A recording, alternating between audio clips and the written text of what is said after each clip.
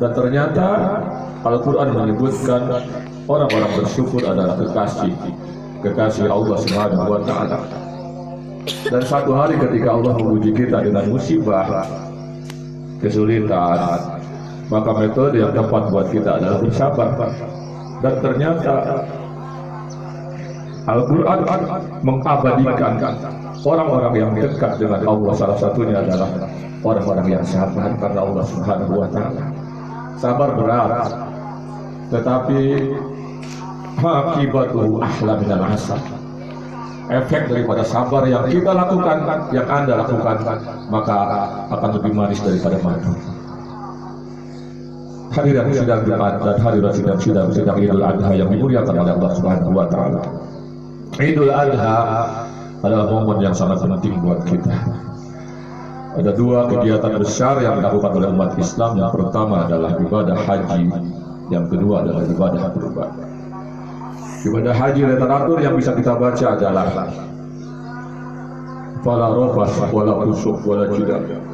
Al-hajju asyurun ma'lumat wa man farada fihinna al-hajja fala rafasa wala fusuq wala jidal. Hakikatnya haji yang 41 hari itu hakikatnya adalah mengamalkan firman Allah. Tidak boleh rafas, tidak boleh fusuq, tidak boleh jidal. Ketika seseorang melaksanakan ibadah haji kemudian dia tidak bisa menjaga mulutnya daripada rafas, maka hajinya tidak ada manfaat sama sekali. Apakah rafas itu hanya wajib dan dilakukan oleh mereka yang sedang ibadah haji? Jawabannya tidak. Dalam dunia nyata, dalam kehidupan kita, seseorang yang bisa menjaga mulut daripada rafas, kata-kata kotor, kata-kata yang mungkin menyakitkan orang,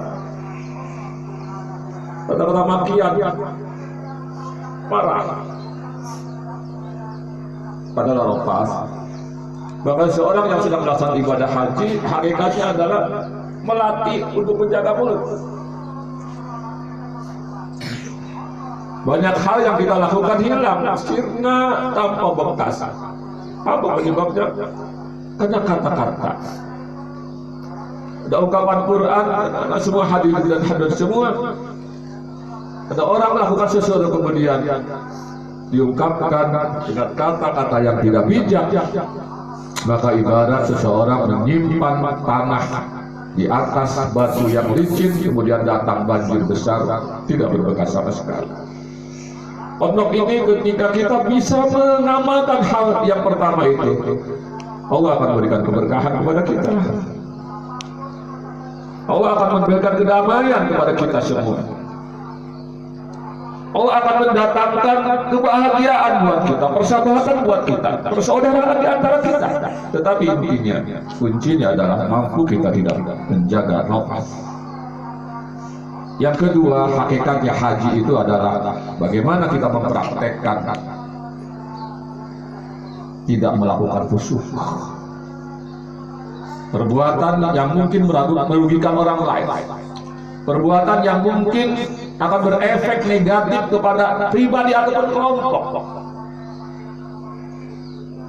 Fusuq, fasik. Dan ini juga apakah kemudian melakukan menjaga kita untuk tidak fusuq itu apakah hanya berlaku ketika seseorang melaksanakan ibadah haji? Jawabannya pun tidak. Karena ketika ini bisa kita amalkan dimanapun kita berada, maka insya Allah orang yang bisa menjaga pribadinya, tangannya untuk tidak menyakiti orang, kata-katanya tidak menyakiti orang, perbuatannya tidak menyakiti orang, maka insya Allah tempat itu akan Allah datangkan kesuburan yang luar biasa.